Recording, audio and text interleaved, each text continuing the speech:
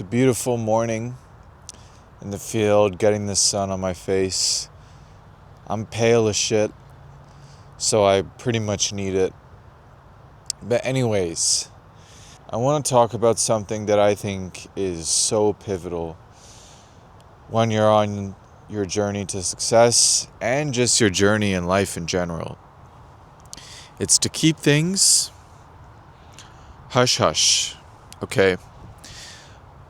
I can't tell you the amount of times that I received projections, negative comments, fear of failure projections, just all types of things from people when I ask them for opinions, when I tell them the W's that I get or the L's that I receive.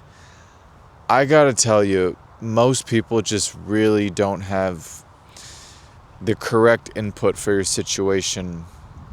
And that's not to say that, people suck and that you can't tell anybody anything.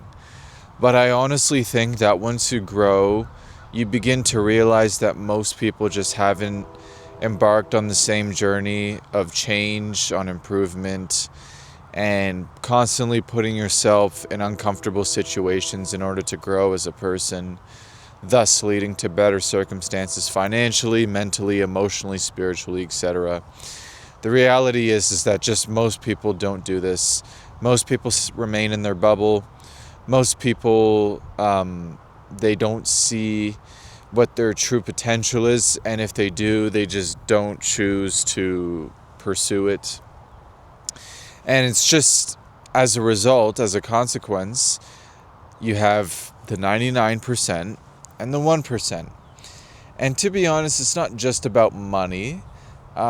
Because money is, I don't want to say that it's arbitrary, but it doesn't really define a person as much as experience does. Now, that's not to say that you can be a 1% and be broke, because I obviously think that if you are a 1% person, then you probably will have at least some capital or at least some ability to make income, just based off the way that you perceive money, just based off your relationship with it. But that's another video. But anyways, you have the 99% and the 1%. And I gotta tell you guys, when you have ideas, especially when you want to go that entrepreneurship route, I have a buddy who wanted to open up a food truck. And I have a couple new buddies ever since I returned back. They're seeing me work in business and they have questions because obviously I'm still starting up. It's my second year. And I told these guys, I'm like, man, I got to tell you just one piece of advice. You do what you want, but don't tell anybody your plans. Just do it. I got to tell you that it's so true when people don't give you respect until you've actually shown results. And it makes sense. Prime example. My family members, some relatives. I'm 23 years old, so I guess that's young.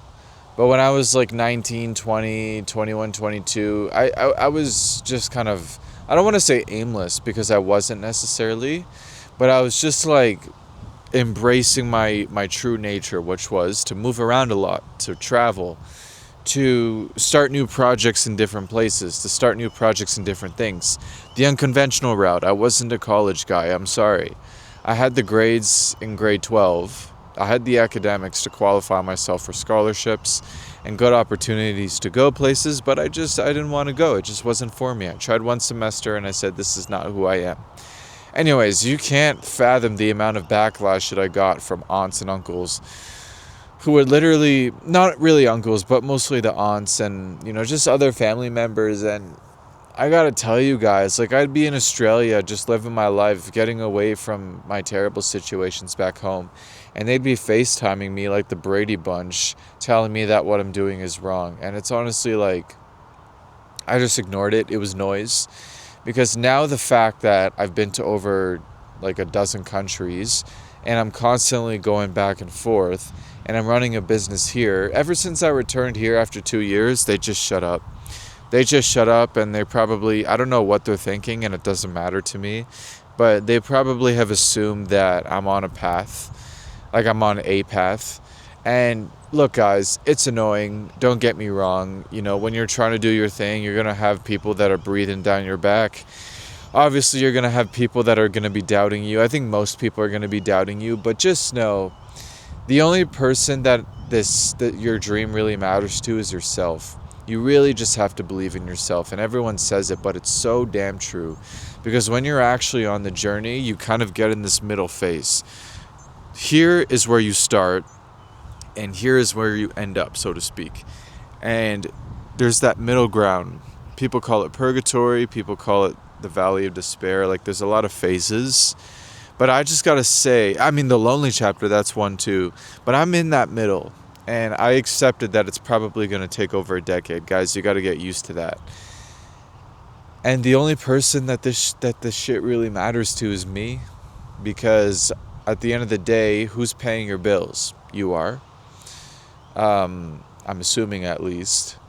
You know, who's actually going to be in your body for the rest of your life? Well, you. Because chances are that if you follow what your family does or your friends do or whatever, they might not even be around in like 2 years, 10 years, 20 years, whatever. So it really only matters to you, because at the end of the day, you come into this world alone, you leave alone. Generally, people are temporary. You have to detach yourself to life in general. That's a whole other topic. Not avoid, but detach.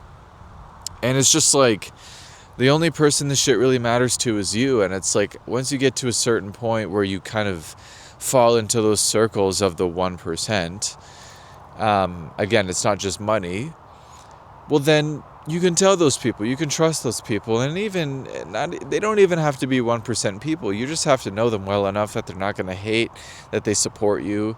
And it's like, when you find these people, guys, really cherish them, because they're far and few in between.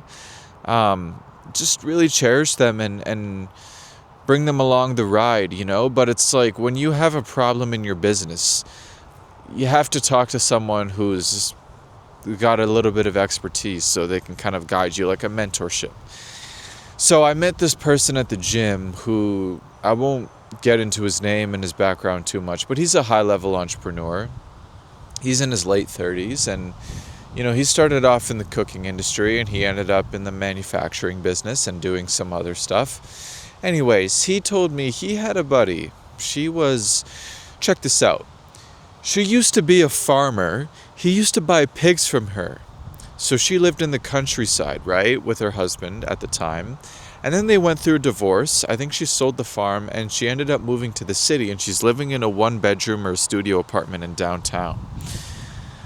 The shit that she's doing is ridiculous. She's literally selling energy turbines, which costs like $50 million a unit. And she gets maybe like a 1.5 to 2.5% commission. So obviously that's $1.5 to $2.5 million per energy turbine sold. And her goal is to get 2 a year. But if she doesn't sell one, she doesn't get any money. So the stakes are so high, because it's like, if you sell something, you get $2.5 million. And if you don't, you get a fat zero.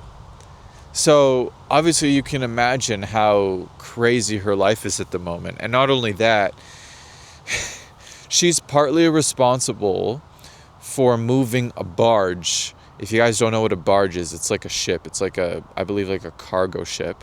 She's responsible for moving a barge from Texas to power the grid and to power the electrical grid in the entire country of Venezuela, because Venezuela is still rebuilding their infrastructure.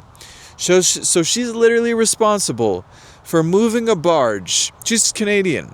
She's responsible for moving a barge from the US to power the entire country of Venezuela while they're rebuilding their infrastructure. And her document is on a name with Donald Trump, you know, the president and stuff like that. Anyways, so, you know, politics aside, you know, he is the president. So, like, he's signing, you know, foreign affairs and these things. So her name is on a document with him, and she was going to my friend and she was crying. She was like, "What do I do? What do I do?" And it's like, these are the type of things at the high level. It's like, you have to be careful who you talk to this stuff to, and that's an extreme example, but it's like, you really got to realize that most people out here don't have your best intention, or they don't have the best intentions. They don't have, they're not in favor of where you're at. Oh shoot, there was a mosquito there. Man, these wasps are coming out of nowhere as well. Anyways, you have to keep in mind that a lot of times they don't have your best interest. They're dealing with their own insecurities. I was going to say inadequacies, but that's harsh, because everyone has insecurities. But it's like, you have to find people who've just dealt with a lot of them. Like, they've done the shadow work. They've dealt a lot with themselves. They've overcame a lot. They've understood themselves to a really high level. And these people are often who you should feel comfortable with sharing your ideas to. And granted, they've had to have taken action as well to some extent, because they have the actual real world application. They have the practicalities and the experience.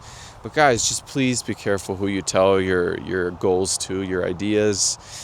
Even my mentor told me, I don't want to call him a mentor actually, but the same guy, the older businessman, he told me, because I shared with him, I'm like, I can't really talk to people my age about my business. A lot of them just don't understand. It's like, they don't know what the mental toll is like in the beginning in order to get it off the ground. When I tell them about the income or the revenue relative to the profit, they freak out, because it's like, oh my God, that's a crazy number. And they've never really touched anything like that. And it's like, but the guy told me, he's like, just don't tell people that. When people ask, just say, even tell them business is going bad. So it's kind of interesting, because he's right. You really can't tell everyone. You have to almost lie in a way. You have to find people that you trust. You have to find the circle that makes sense to you, that gets you, that understands you. And granted, you're going to be helping them as well. It's not just like you're leeching and it's a one-sided relationship. But yeah, man, like, be careful who you talk to. Keep it vague. When people ask, you can keep it vague. You don't owe anybody a large explanation. And I find I feel a little bit drained. I feel a little bit worse when I tell everyone what I'm doing to the nitty-gritty detail. Just keep it brief. Keep it pushing, and just execute. Just do your thing.